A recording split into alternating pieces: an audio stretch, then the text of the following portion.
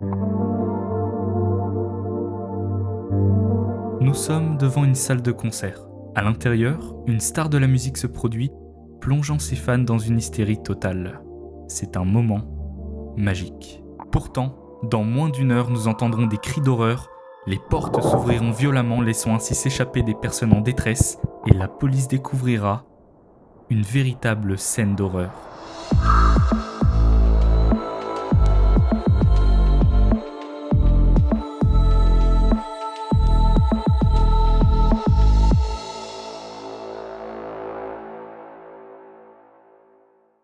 Quand je réalise des vidéos, je reste souvent plusieurs heures derrière mon PC et il arrive que j'ai des petits coups de fatigue. Et c'est dans ces moments-là que je suis bien content d'avoir ma dose de Oli. Pour ceux qui ne connaîtraient pas encore Oli, c'est la marque de boisson énergisante du moment. Plus écologique, plus saine, plus efficace que les boissons classiques. Voilà pourquoi j'aime la consommer. Ce que j'aime aussi, c'est la variété de goût. Par exemple, dernièrement, ils ont sorti une saveur à la pastèque et perso, je la trouve incroyable. Et pour les personnes qui ne seraient pas forcément familières avec les boissons énergisantes, Oli possède également une gamme de boissons iced tea. Entre mangue, raisin rouge, pêche, etc., il y a le choix, et si vous voulez tout tester, Oli met à disposition des box avec plusieurs variétés de saveurs. D'ailleurs, il y a la même chose pour les boissons énergisantes. S'il s'agit de votre première commande, vous pouvez utiliser le code VISION5 qui vous donnera 5 € de réduction. Et si vous êtes déshabitué, le code VISION permet d'avoir cette fois-ci 10% de réduction. Encore merci à Oli de m'accompagner dans mes projets. Et sur ce, retour à la vidéo.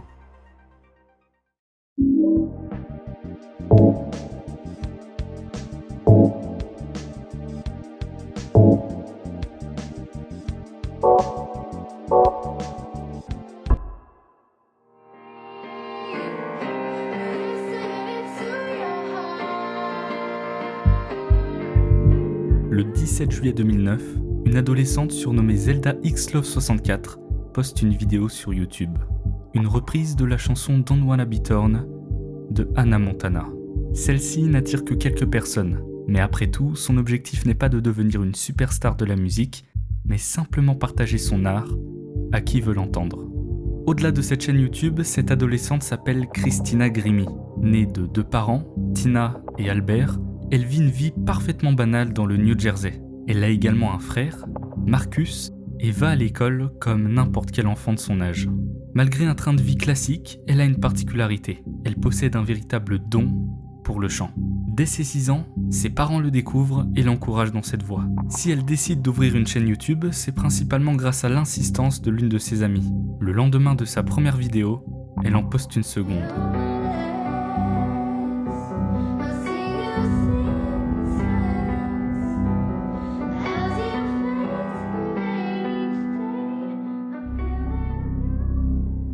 Pour son entourage, son talent est indéniable.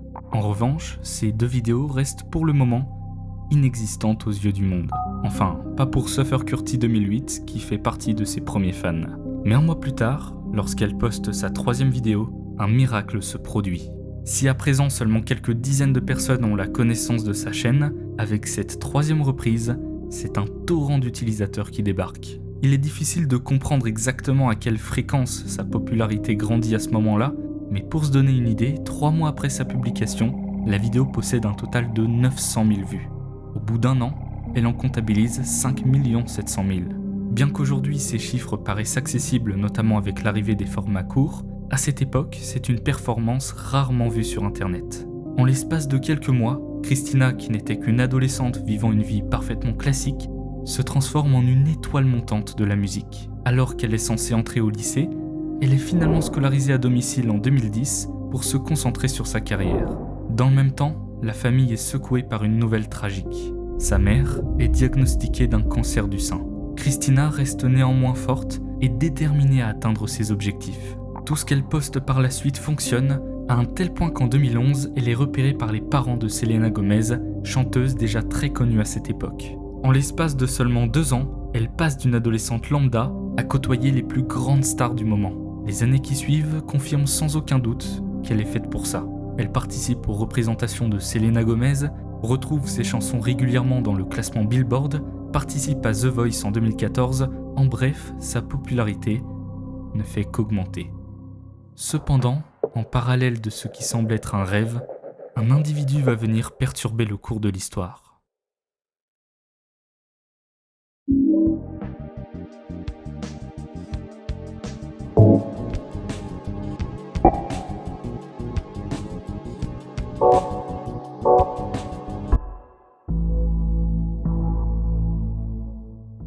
Je vous présente Kevin James Loibl, un résident de Saint-Pétersbourg, ville située à environ 160 km du lieu fatidique.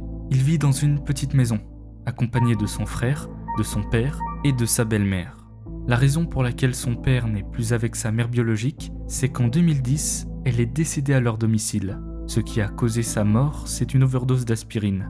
Cette même année, Kevin abandonne ses études et pour gagner sa vie, il travaille donc à Best Buy, une chaîne de magasins vendant de l'électroménager. Dans ce type de commerce, la convivialité est de mise pour vendre des produits, mais Kevin incarne tout l'opposé. Très rapidement, ses supérieurs en prennent compte et le redirigent alors en arrière-boutique dans la Geek Squad, endroit où il passe son temps à travailler sur le montage d'ordinateurs. En dehors de son travail, Kevin se cloître dans sa chambre, où les fenêtres sont recouvertes de papier aluminium, car il déteste la lumière. Dans cet appartement confiné, il joue à des jeux vidéo, World of Warcraft étant son préféré. Puis, entre deux parties, cela lui arrive de regarder des vidéos sur YouTube. C'est de cette façon qu'il aperçoit Christina pour la première fois dans ses recommandations. Il écoute une chanson, puis deux, puis trois, et ainsi de suite, un intérêt se crée pour elle. De cet intérêt se développe rapidement une attirance forte, à tel point qu'il en devient amoureux. Dans son esprit, elle est faite pour lui. En revanche, il estime que lui ne l'est pas. Il compte alors mettre tout en œuvre pour y remédier. Kevin commence par suivre un régime l'amenant à perdre 22 kilos. Cela ne suffit pas selon lui, c'est pourquoi il décide de faire une implantation capillaire pour dissimuler sa calvitie. S'ensuit 2 autres opérations. Un blanchiment des dents et une opération au laser, sûrement pour ne plus avoir à porter de lunettes. Il n'y a rien de mal à vouloir prendre soin de soi et vouloir améliorer son apparence, c'est même quelque chose de positif. En revanche, dans ce cas précis, Kevin réalise tous ses efforts dans le but de satisfaire une femme qui n'a même pas conscience de son existence. Tellement obsédé par le fait de lui plaire, il prend la décision de se convertir au christianisme après avoir appris que Christina était de cette confession religieuse. Il dit d'ailleurs lui-même « S'il y a un Dieu, je le vois en elle ». Lorsqu'il effectue ses heures de travail à Best Buy, Kevin n'hésite pas à se vanter auprès de ses collègues de sa relation avec Christina. Évidemment, personne ne le croit, pas même son unique ami qui tente tant bien que mal de le raisonner. Cependant, l'amour qu'il ressent pour Christina est si intense que prendre en compte ses conseils est impossible. Pourtant, une nouvelle va venir briser ce lien amoureux de manière brutale et radicale. En 2016, Christina officialise son couple avec un certain Stephen Reza. Kevin se sent trahi. Lui qui avait tant fait d'efforts pour se sacrifier pour elle, pour qu'en fin de compte elle parte avec quelqu'un d'autre, cette situation le brise complètement et il devient de plus en plus colérique et sur la défensive. Pour autant, il continue de la stalker sur les réseaux sociaux sans pour autant avoir de profil personnel. Peu de temps après la nouvelle, une date de concert est annoncée par Christina. Il aura lieu le 10 juin à 160 km de chez lui. Selon lui, c'est une occasion à ne pas manquer. Dans sa folie, il s'apprête à organiser tout un plan pour la punir. Sans prévenir quiconque de son plan macabre, le 25 mai, il se procure une arme dans un magasin spécialisé, un Glock 26 et 75 cartouches. Puis il en achète une deuxième. Dans un autre magasin, cette fois-ci un Glock 19, accompagné d'un couteau tactique. Ne possédant pas de casier judiciaire, les achats s'effectuent sans accroc. 5 jours avant le concert, il s'assure de réserver sa place. Il aura lieu à The Plaza Live, une petite salle de concert située en plein centre d'Orlando. Ce qui était autrefois un amour passionné s'est métamorphosé en une haine profonde. Kevin, sur le point de commettre l'irréparable, prend soin de supprimer toutes les preuves de son obsession pour Christina. Il encrypte son téléphone et détruit son disque dur. Il saisit un petit sac à dos à cordon et dépose soigneusement ses 3 armes à l'intérieur. À 11h30, il appelle un taxi sans informer ses proches de sa destination prévue. Lorsque le futur assassin entre dans le véhicule, celui-ci commande un aller-retour pour le lendemain du concert, le 11 juin. Pendant 2 longues heures, Kevin est à l'arrière du taxi, obsédé par cette idée de rencontrer sa future victime. À ce stade, plus rien ne peut le dévier de sa décision.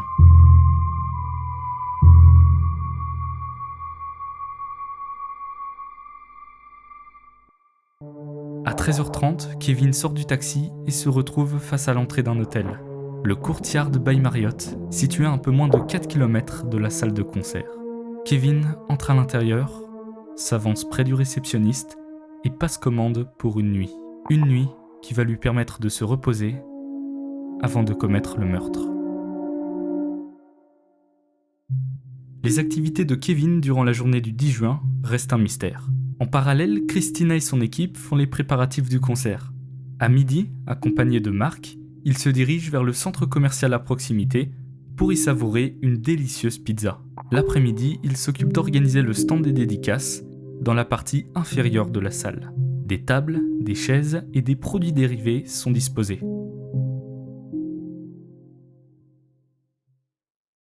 Il est désormais 19h. Pendant que Christina procède aux dernières répétitions, Kevin, quant à lui, se situe à seulement une centaine de mètres dans un magasin de vêtements. Il achète une bouteille d'eau et une casquette.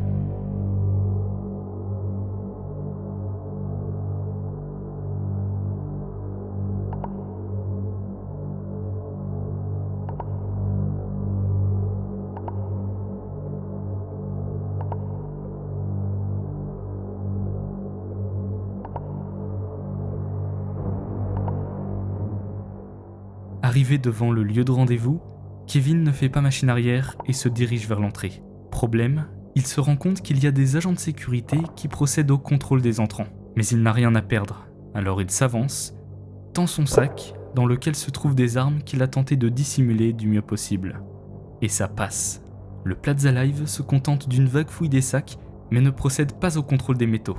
En conséquence, à partir de 19h30, un homme équipé de plusieurs armes se trouve à l'intérieur de leur bâtiment. Durant 3 longues heures, Kevin fixe du regard Christina pendant qu'elle réalise sa performance.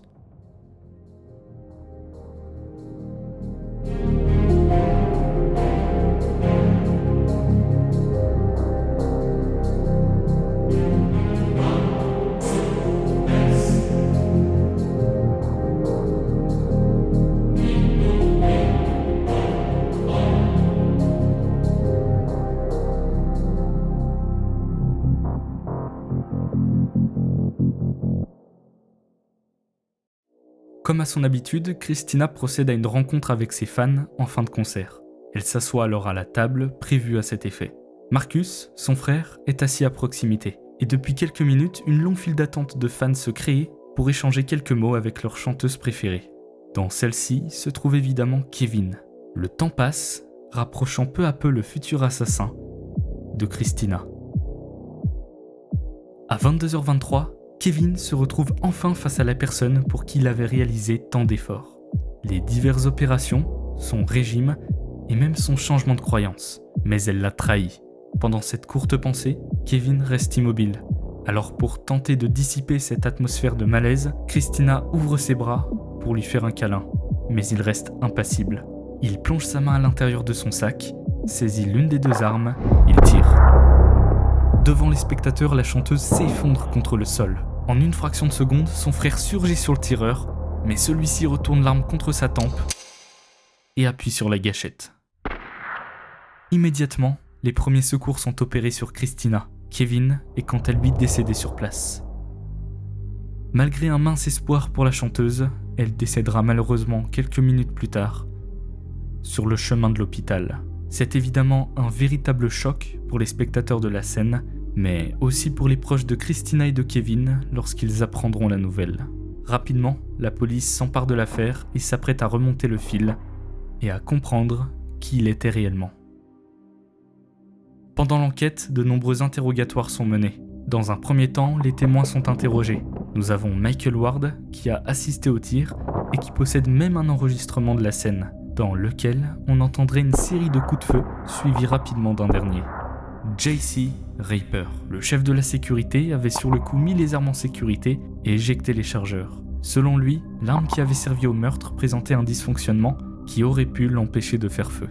En parallèle, les autorités analysent la scène de crime et y découvrent sur lui divers objets, notamment un permis de conduire sur lequel y figure son nom et son adresse, les amenant à retracer tout son parcours. S'ensuit une énorme vague de soutien envers la famille. que ce soit de la part des fans qui envoient des commentaires par milliers, mais aussi de la part de ses amis qui réalisent des discours. Christina Grimmie was one of my very favorite people. Not only because she was caring and humble and always made people feel like they mattered. Et des personnes avec qui elle avait travaillé. 10 jours après les faits, elle est enterrée lors d'une cérémonie privée dans sa ville natale. Sauf que ça ne peut pas s'arrêter comme ça. 6 mois après les faits, la famille de la victime intente une action en justice pour mort injustifiée contre l'organisateur du concert, la fondation propriétaire de la salle et la société de sécurité de l'événement. Effectivement, même si l'acte revient des intentions de Kevin, il est inadmissible qu'il ait eu l'opportunité de le commettre. S'ensuit donc une longue bataille juridique, mais malheureusement, il semblerait que celle-ci n'ait pas abouti car en Floride, la loi ne permet pas aux propriétaires d'entreprises d'être tenus responsables des attaques contre leurs propriétés. En 2017, la famille fonde une association, The Christina Grimmie Foundation, qui vise à soutenir les personnes touchées par la violence ou par le cancer du sein. Ce second point était une volonté de la mère de Christina, puisque je le rappelle, elle en était elle-même atteinte. Et si je parle au passé, c'est parce qu'elle a malheureusement succombé de cette maladie en 2018, qu'elle repose en paix également. Cette histoire révèle tout de même un problème plus général, le côté obscur de la célébrité. Alors que les overdoses, les faillites, les maladies, les règlements de compte sont souvent les principaux drames qui leur sont associés, on parle rarement des dangers liés aux fans. Lorsque l'on devient connu, nous ne savons pas à qui nous nous exposons, on ne peut pas choisir qui l'on atteint. En 1980, John Lennon est assassiné par un homme affirmant agir par conviction religieuse. 4 ans auparavant, l'artiste avait déclaré que son groupe était plus populaire que Jésus. Ce qui a conduit un seul fan parmi des millions à décider qu'il méritait la mort pour cette déclaration. 1 an plus tard, un individu tentera d'assassiner le président américain, Ronald Reagan, dans le but, je cite, d'impressionner l'actrice Jodie Foster. Ou encore Monica Seles, une joueuse de tennis poignardée dans le dos lors d'un match en 1993 pour l'empêcher de remporter le match. Être célèbre peut parfois vous coûter la vie pour des motifs en apparence si futiles. C'est pour ça qu'aujourd'hui les superstars dépensent des millions par an en sécurité et ne parlent même plus directement à leurs admirateurs. Comme quoi, c'est triste et injuste, mais rester humain malgré son succès, ça n'est parfois pas récompensé. Pour conclure sur un ton cinématographique, je vous conseille le film Un frisson dans la nuit, réalisé et joué par Clint Eastwood. Ça raconte l'histoire d'un animateur radio qui a sa petite notoriété et qui un jour rencontre une admiratrice. Celle-ci ne montre aucun signe qu'elle pourrait être potentiellement dangereuse, et pour la suite, je ne vous en dis pas plus, donc si vous ne l'avez jamais vu, franchement je vous conseille d'aller le voir, c'est un classique. Merci d'avoir regardé cette vidéo jusqu'ici, j'espère que la qualité de celle-ci vous a plu. N'hésitez pas à me dire si ça vous intéresse que je fasse d'autres vidéos sur des incidents en rapport avec les célébrités, puisque comme on l'a vu, c'est pas si anodin que ça. Sur ce, à la prochaine pour une prochaine vidéo, à plus.